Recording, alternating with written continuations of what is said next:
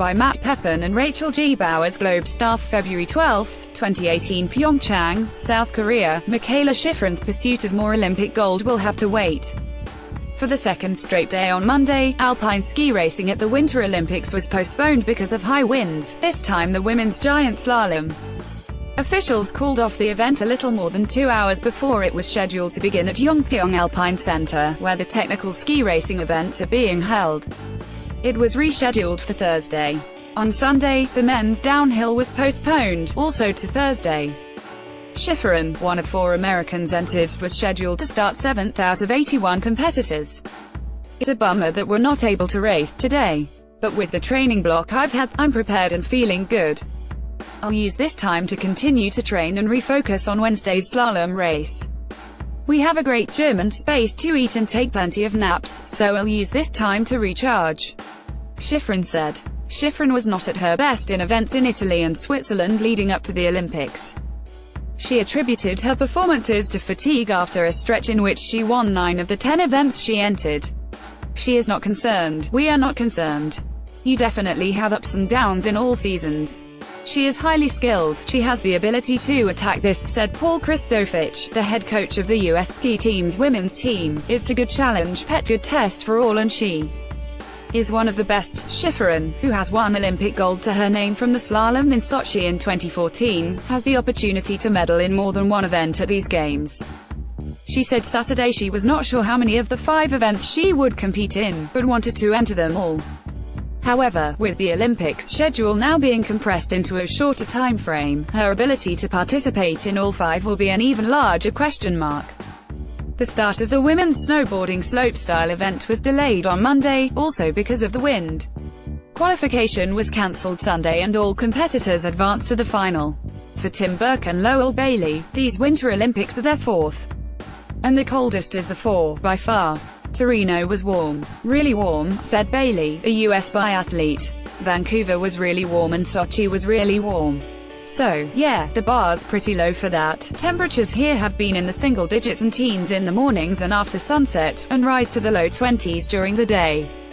The cutoff for international competition is -4 degrees Fahrenheit, -20 Celsius, which Bailey said he and her teammates have experienced in World Cup competitions. That's cold, he said.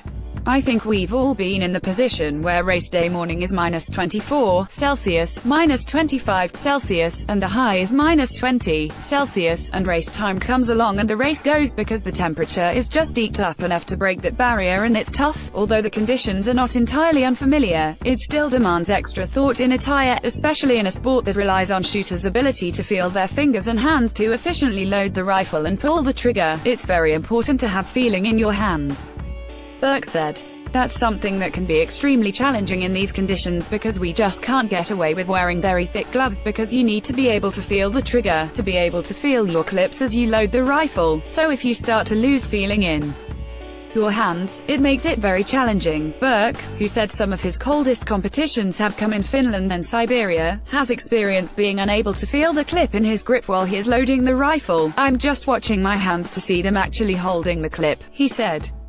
In those situations, you just have to try and rely on muscle memory and realize that everyone's probably also dealing with the same thing. Susan Dunclay, a teammate of Bailey and Burke, said she will place hand warmers on her wrists to help heat up the blood circulating into her hands and fingers.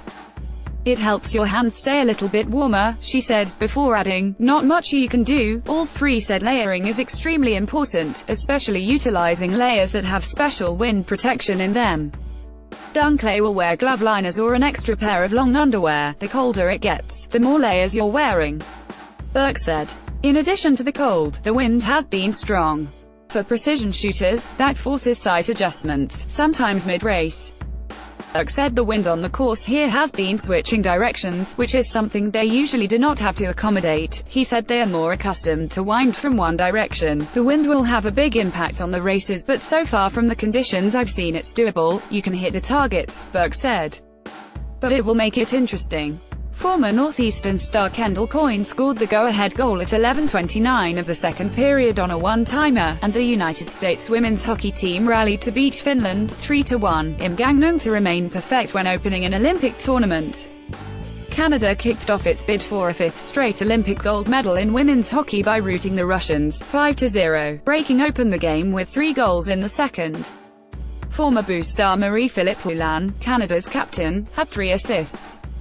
North Korean leader Kim Jong-un's sister headed home Sunday night after a whirlwind 3 days in South Korea, where she sat among world dignitaries at the Olympics and tossed a diplomatic offer to the South aimed at ending 7 decades of hostility.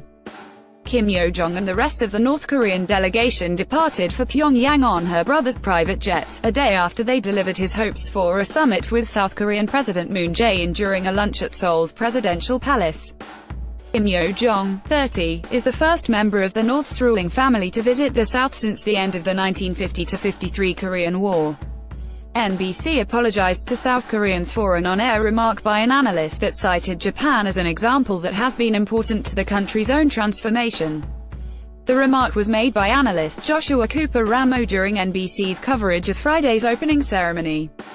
He was noting the significance of the visit by Prime Minister Shinzo Abe of Japan. Every Korean will tell you that Japan is a cultural and technical and economic example that has been so important to their own transformation, Ramo said. Japan occupied Korea from 1910 to 45. Petitioners said anyone familiar with Japanese treatment of Koreans during that time would be deeply hurt by Ramo's remark. Material from the Associated Press was used in this report.